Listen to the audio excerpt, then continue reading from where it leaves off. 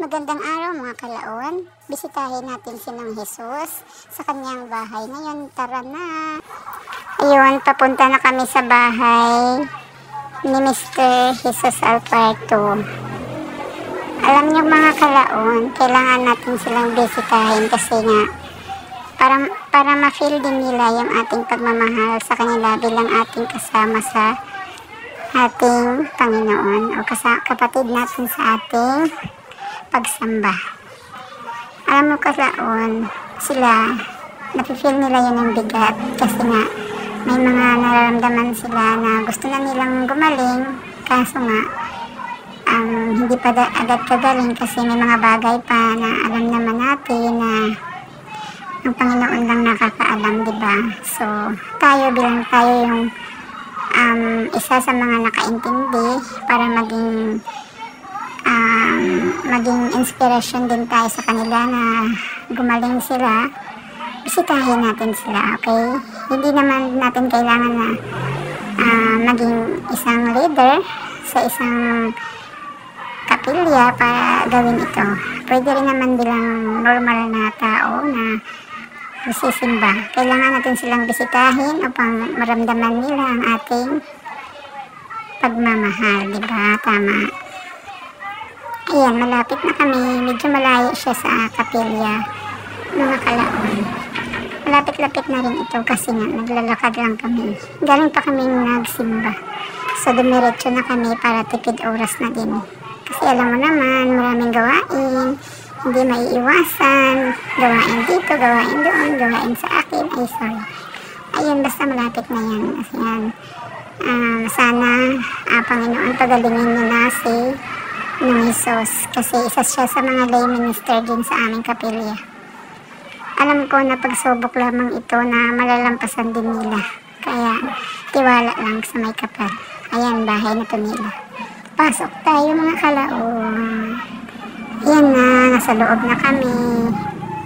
Marami-rami kami ngayon kasi nga galing kaming kapilya. Ayan na, pumasok na yung iba na unan kasi may mga motor. Kami naglalakad lang eh. Dito nga ako na. Ayan na, yan na kompleto sila mga kalaon. Yan ang maganda sa kanila kasi nga kahit na may mga pagsubok, nagkakaisa sila. Marami pa rin sila, mga asawa niya, hindi siya iniwan. Yung asawa niya yung nagsisimba sa amin kahit masyadong busy. Binibigyan niya ng panahon ang ating Panginoon. Kaya tayo rin, huwag natin kalimutan na bigyan ng panahon ng ating Panginoon.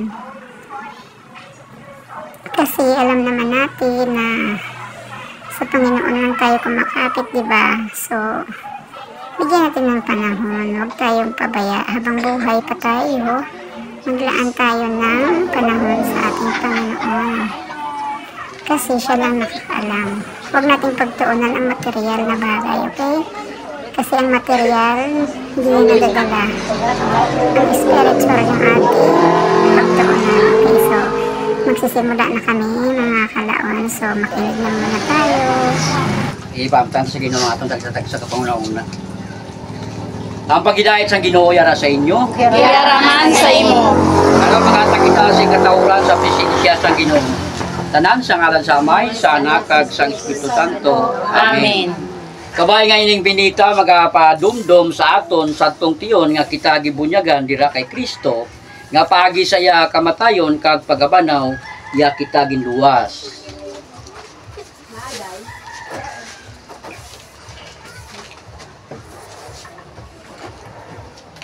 Mga utod, magdangop kita karon sa Ginoo kag magpangayo sa iya patawad para sa aton mga sala.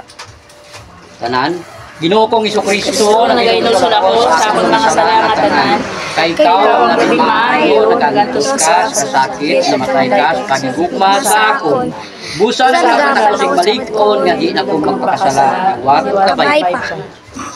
Paagi sa imo misteryo Pascual, imo gindaog para sa amon ang kaluwasan. Sabat Ginoo maluoy ka sa amon. Ginoo maluoy ka sa amon. Imo ginbag-o sa amon ang misteryo sang imo kasakit. Kristo maluoy ka sa amon. Kristo maluoy ka sa amon. Sa amon pagbaton sang imo lawas, imo ginpaambit Sa amon ang imo sakripisyo, Ginoo maluoy ka sa amon. Ginoo maluoy ka sa amon. Kabay nga maluoy sa aton ang Dios nga makagawom sang tanan kag sa ubos nga mapatawad ang aton mga sala. Tuytuyan kita niya padulong sa kabuhi nga wala sing katapusan. Amen. Ang pagbasa sang santos nga ebanghelyo suno kay San Juan. Himayat sa imo, Ginoo. Sadto nga panahon, ang mga Hudiyo nagkulumoron batok kay Jesus. Kay nagsiling siya, ako amo ang tinapay nga naghalin sa langit. Gani, nagsiling sila. Hindi bala ini si Jesus nga anak ni Jose? Kilala naton ang iya amay kag iloy. Paano bala makasiling siya karon nga nagpanaog siya halin sa langit? Si Jesus nagsabat, hindi kamo magkulumoron sa inyo kaugalingon. Wala sing may makapalapit sa akon. Kung hindi siya pagbuyukon sang amay nga nagpadala sa akon. Kag banhawon ko siya sa katapusan nga adlaw. Ang isa sang mga propeta nagsulat. Pagatudloan sang Dios ang mga tawo. Ang tagsa-tagsa nga nagapamati sa amay, kag nagatuon sa iya, nagapalapit sa akon. Wala ini nagakahulugan na may nakakita sa amay. Siya nga naghalin sa Dios, amo lang ang nakakita sa amay. Nagasiling ako sa inyo sang matuod. Ang nagatuo may kabuhi nga wala sing katapusan. Ako, amo ang tinapay sang kabuhi. Ang inyong mga katigulangan nagkaon sang mana sa disyerto. Pero nagkalamatay sila. Pero ang bisan sino nga nagakaon sang tinapay nga naghalin sa langit, hindi mapatay. Ang bisan sino nga magkaon sini nga tinapay, magakabuhi sing dayon. Kag ang tinapay nga akon ihatag, amo ang akon unod para ka sa kabuhi sang kalibutan. Ang Ebanghelyo sang Ginoo. Pagdaya sa imo, O Kristo. Namin, no, amo nang ginbasa tagi nato sa simbahan sa sulod. Pati sa dawas ang dugo ni Kristo. Ato na batian niya sa San Juan, amo man. Kung sa San Juan, amo man Japon. Sa San Juan, Kapitulo 6:54, 12:55. Diya, si Jesus nagasiling, ang bisan sino nga nagakaon sa akong unod, kag nagainom sa akong dugo, may kabuhi nga wala sing katapusan. May kabuhi nga wala sing katapusan. Kag banahon ko siya sa katapusan nga adlaw. Kay ang akon unod, amo ang matuod nga kalanon, kag ang akong dugo, amo ang matuod nga ilimnon. Amo na nga, butante sa aton simbagid, di ba mare? Hindi ka magsimba, kaya nasulat. Dahil jing ano sa kapitulo, yan sinusulat da. San Juan, San Juan. Kapitulo 6. Tikon di igo. Pero damo nga mga wanda, ang udiyo da yan, naglumoron. Ina nagkumod, para sa aton bala, ali ta di sugong, mga tumluo to kinong Jesucristo, ga kumod ta, kay gahikay ta. Once nga magkumod ka, gahikay ka, nakulangan ka. Nakulangan. Gahikay sila nga si Ginoong Jesucristo, anak lang ni Jose. Si Ginoong Jesucristo, anak lang ni Maria. Nga panday, abay pang sampol. Di paano sa mga siya nga siya ang tinapay, nga nagaling, di padala ng Diyos salin sa langit. Pagkatulis duta. Nga bata lang sa ni Maria ya. Pero waya kabalo, nga ang tanan nga tao, kung hindi pa buyukon sa Ginoo, mo naging tagaan sa mga sakit-sakit. Oo. Kaya ginabuyok kita sa Ginoo, di ba mare? Sino kabuyok sa aton? Ang amay gidya eh. Ang amay gidya nga buyok sa aton, ang amay gidya nga buyok hindi si Ginoong Jesucristo, ang amay. Kaya si Ginoong Jesucristo ay ginpakatao para sa aton na ginabuyok kita. Di kung ubrata pangita lang sing talanon sa adlaw, bugas, kaya ti pagkaon ng istoryahan di. Amo lang ka na sige, pangita pagkaon lang sige, amo lang ka na. Boss, among Japon, pag Domingo, among Japon, Lunes, among pangita, sige pangita lang ka da.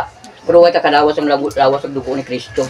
Amo ni pare nga ari kami kay ginahambal gid ni San Juan nga pagkanon kita sa lawas ng dugo ni Kristo sa una kabalogi ko nga ikaw kay tudlo sa akon. Na ikaw man nagtudlo.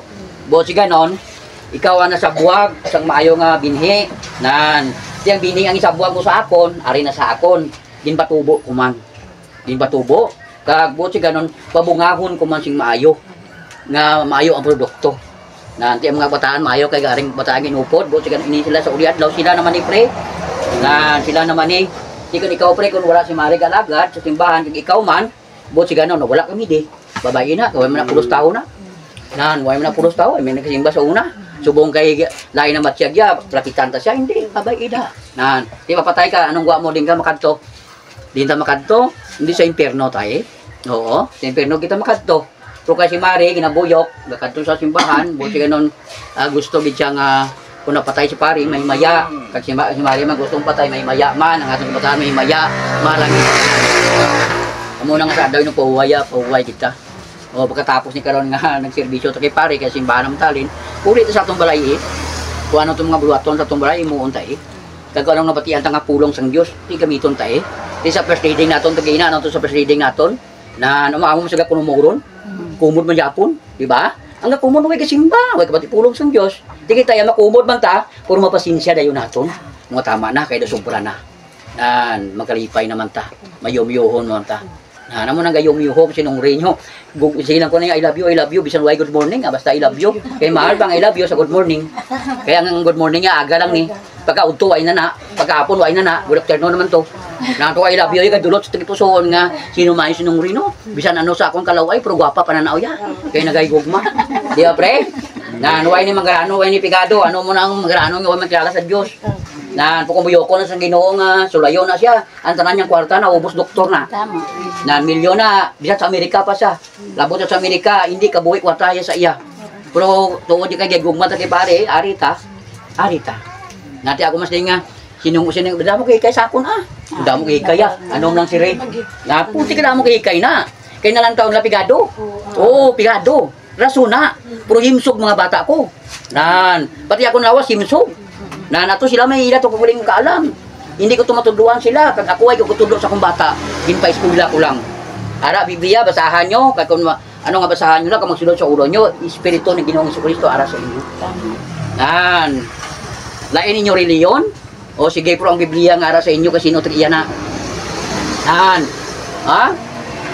Katoliko ang tag-iya sa inyo nga kuan sa inyo na Biblia nagtuon ng kamo da estudyante ng kamo nan estudyante ng kamo tag inyo simbahan eskwelahan eskwelahan na ng inyo simbahan o kay hindi man si Kristo nagtukod sina kay nagtukod sa atong simbahan si Ginoong Jesucristo nan gintukod ang simbahan ng Iglesia Katolika si Ginoong Jesucristo.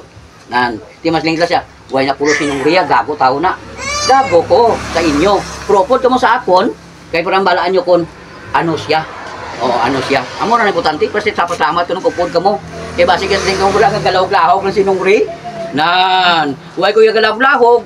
Kaya nga ako nang basa, kagara sa pare, ari de. Mas din si pare nga, silang sinong ri do pare.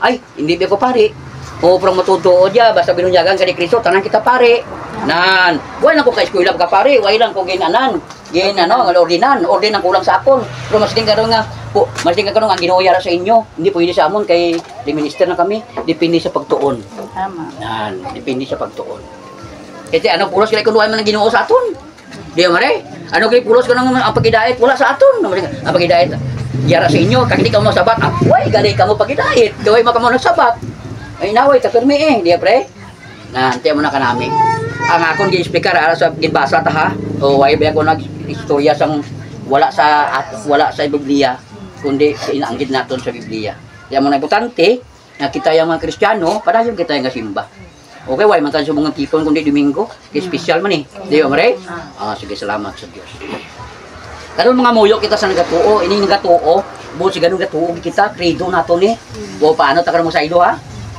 inyo na paano ta masaylo sa laing reliyon kaya na nagsumpa kita amon biyaning natuo o mga muyo kita nagatuo ako sa Dios amay na makagayon ng tanan magbubuhat ang langit kag sangduta nagatuo ako sa Kristo iya anak mabugtong nga atong Ginoo nga ginpanangkon sa dalang sa Espiritu Santo. Ginanak ni Santa Maria Virgen, gisakit sa sugo ni Poncio Pilato, ginalansang sa krus na matay kagilubong, nanaog sa mga namatay sa ikatlong adlaw na panahon siya nagkalising sa mga namatay.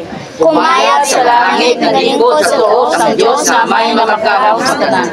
Gikan to magkakalis sa liwat sa paghukom sa mga buhi kag sa mga minatay. Nagatuwa ko sa Espiritu Santo, sa Santa Iglesia Katolika, sa kinaugdan sa mga santos, sa pagkawala sa mga sala, sa pagkabali sa mga lawas, sa pagkabuhi nga walay katapusan. Amen. Si may hukot kapag tuo kapag salig sa Dios, mga muyo kita suno sa gintudlo ni Kristo sa aton. Karon aton pakamuyoon ang amay namon. Amay namon yara sa langit, pagdayawon ng imagan, mabuot sa amon ng imo gingharian, matuman ang imo pagbuot diri sa duta, subong sa langit. Pagmatagan mo kami niyan sa paganamon sa matag adlaw, pagpatawaron mo kami sa mga sala namon, subong ginapatawad namon ang mga nakasulan sa amon. Kag dili mo kami padaog sa panlay, hinunuluwasan kami sa kalaot. Amen. Pray. Yari ang tinapay sang kabuhi. Tilawi kag tanawa nga ang Ginoo maayo. Sabat pare. Amen. Ginoo, hindi ako takos nga magsulod ka sa akon puloy-an. Apang mitang mo lamang ang isa ka pulong kag pag-aayo ang akon kadag. Pre ang lawas ni Kristo dawata. Amen.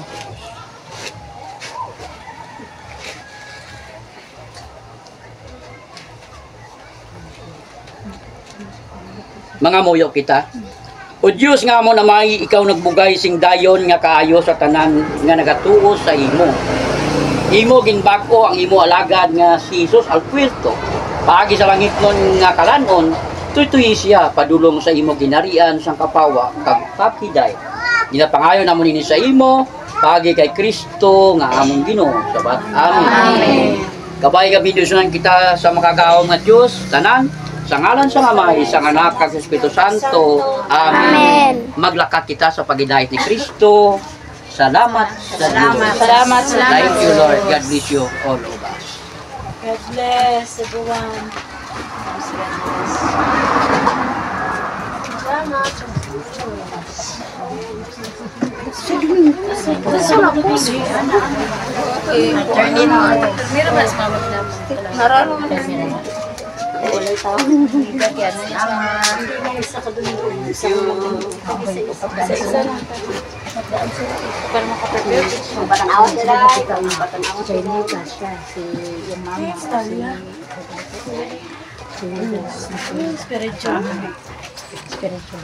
Kaya mo kung